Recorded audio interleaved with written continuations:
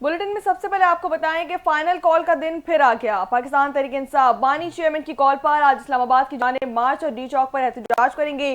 बानी पाकिस्तान तहरीक इंसाफ की हिदायत और कॉल के मुताबिक पाकिस्तान तहरीक इंसाफ की क़यादत ने आज के एहतजाज को फैसला कुन करार दे दिया और अवाम से बड़ी तादाद में शिरकत की अपील भी कर दी। वज़ीर आला खैबर पख्तूनख्वा अली अमीन गंडापुर की क़यादत में खैबर पख्तूनख्वा से काफ़िले सवाबी पहुंचेंगे जो इस्लामाबाद की जानिब चल पड़ेंगे। अली अमीन गंडापुर ने कहा कि बानी पाकिस्तान तहरीक इंसाफ की रिहाई समेत तमाम मुतालबात की मंजूरी तक डी चौक पर बैठेंगे।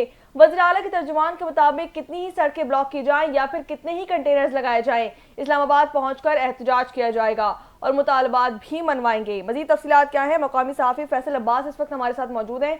जी फैसल, बताइएगा क्या तफसीलात है, क्या सूरत हाल इस्लामाबाद की? बिल्कुल जी, देखें, पाकिस्तान तहरीक इंसाफ ने आज 24 नवंबर बरोज इतवार डी चौक पर पहुंचने के हवाले से एहतजाज की कॉल दे रखी है। और अगर पूरे दिन की कशमकश की बात की जाए तो आज जो है वो पाकिस्तान तहरीक इंसाफ के जो कारकुनान हैं वो गाए बगाए डी चौक पर पहुंचते रहे और डी चौक से तकरीबन 10 के करीब जो कारकुन हैं उनको गिरफ्तार कर लिया गया है। दूसरी जानिब इंतजामिया की जानिब से अगर सिक्योरिटी की बात की जाए तो बड़े सख्त इंतजामात हैं सिक्योरिटी के। इस्लामाबाद के जो दाखिली रास्ते हैं, दाखिली रास्तों को बंद कर दिया गया है कंटेनर्स लगाकर। उसी के साथ ही किसी किस्म की कोई मूवमेंट नहीं करने दी जा रही। उसकी एक बड़ी वजह यह भी है कि पाकिस्तान में इस वक्त बेलारूस का जो डेलीगेशन है वो आज पहुंच चुका है और बेलारूस के जो सदर हैं उन्होंने कल पाकिस्तान पहुंचना है। तो इस हवाले से जो इस्लामाबाद की अमन व अमान की सूरत हाल है उसको यकीनी बनाया जा रहा है। उसी के साथ ही दफ़ा 144 नाफिज है। तालीमी इदारे जो है वो उनको तालीमी इदारों को बंद कर दिया गया है। रेड जोन की अगर सिर्फ बात की जाए तो रेड जोन के अंदर 4 रास्ते हैं जो कि रेड जोन की तरफ दाखिली रास्ते हैं, उनको बंद कर दिया गया है। सिर्फ एक रास्ता खोला गया है जो कि मारगला रोड की तरफ से रास्ता है, वो भी मुतल्लिका अफराद को सिक्योरिटी चेकिंग के बाद जो है वो दाखिले की इजाज़त मिलती है। पुलिस की भारी नफरी है इस्लामाबाद में, FC के एहलकार हैं, रेंजर्स के एहलकार हैं। उसी के साथ ही जो ट्रैफिक पुलिस है उसकी हेल्प ली गई है। ट्रैफिक पुलिस के बहुत सारे एहलकार हैं जो कि सर सिक्योरिटी पर मामूर हैं। उसी के साथ ही जो कारकुनान हैं, ठीक है फैसल, ये भी बताइएगा कि अली अमीन गंडापुर जो हैं उन्होंने पिछली बार भी एहतजाज की कॉल दी थी और वो डी चौक नहीं पहुंच पाए थे, तो इस बार आपको क्या लग रहा है, क्या सूरत हाल क्या है कि वो डी चौक पहुंच पाएंगे या नहीं?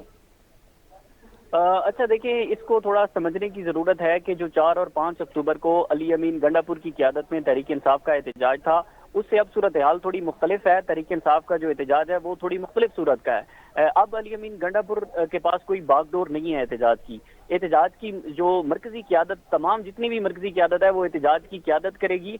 गुज़िश्ता बार हमने देखा था कि जो मरकजी क़यादत थी उसको घर रहने का मशवरा बानी PTI की जानिब से दिया गया था कि किसी ने गिरफ्तार मरकजी क़यादत में नहीं होना, लेकिन चूंकि इस बार आखिरी कॉल करार दिया गया है तहरीक इंसाफ की जानिब से तो जितनी मरकजी क़यादत है उनके हाथ में है बागडोर। अली अमीन गंडापुर का काफिला एक जो है वो KPK की तरफ से जरूर है कि अली अमीन गंडापुर को भी बानी PTI की तरफ से हिदायत। अब्बास इस वक्त हमें अपडेट कर रहे थे, आपका बहुत शुक्रिया।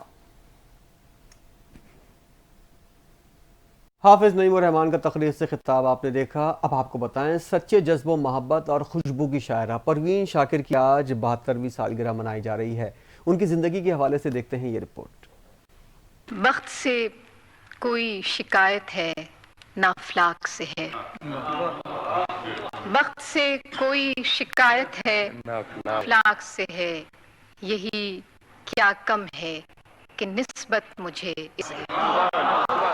वो तो खुशबू है हवाओं में बिखर जा, मसला तो फूल का है, फूल किधर जाएगा। 24 नवंबर 1982 में पैदा होने वाली परवीन शाकिर उन खुश नसीब शौरा में से हैं जिन्होंने अपनी में ही मकबूलियत के आसमान को छू लिया। उनका ताल्लुक एक इल्मी और अदबी घराने से, इसमें उनसे पहले भी कई मशहूर शायर थे। घर के अदबी माहौल ने परवीन मारूफ शौरा के कलाम से रोशनास कराया। जामे कराची से अंग्रेजी अदब में MA के बाद परवीन दर्स और तदरीस के शोबे से वाबस्ता हुई, लेकिन कुछ से बाद ही सरकारी मुलाजमत इख्तियार कर ली और रेडियो पाकिस्तान के मुख्तलिफों में शिरकत करती रहीं। परवीन शाकिर से पहले किसी शायरा ने निस्वानी जज्बात ने खूबसूरत और बेबाक अंदाज में बयान नहीं किया। निस्वानी शायरी पर उनकी छाप अब भी बरकरार है। परवीन की शायरी खुशबू से शुरू होकर सदे बर्ग, کلامی، انکار اور کف آئینہ سے ہوتی ہوئی ادبی افق پر ماہ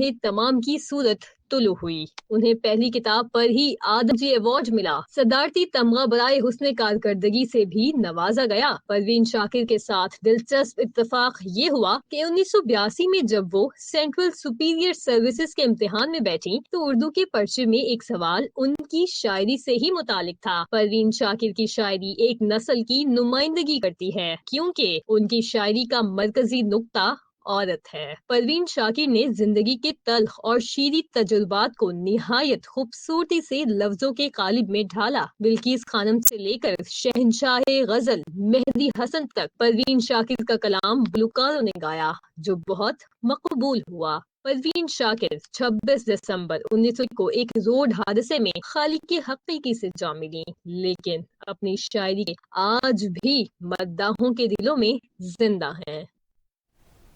اور اس نیوز بلیٹن سے فی الوقت اتنا ہے۔ مزید خبروں اور اپڈیٹس کے لیے دیکھتے رہیے NTN نیوز۔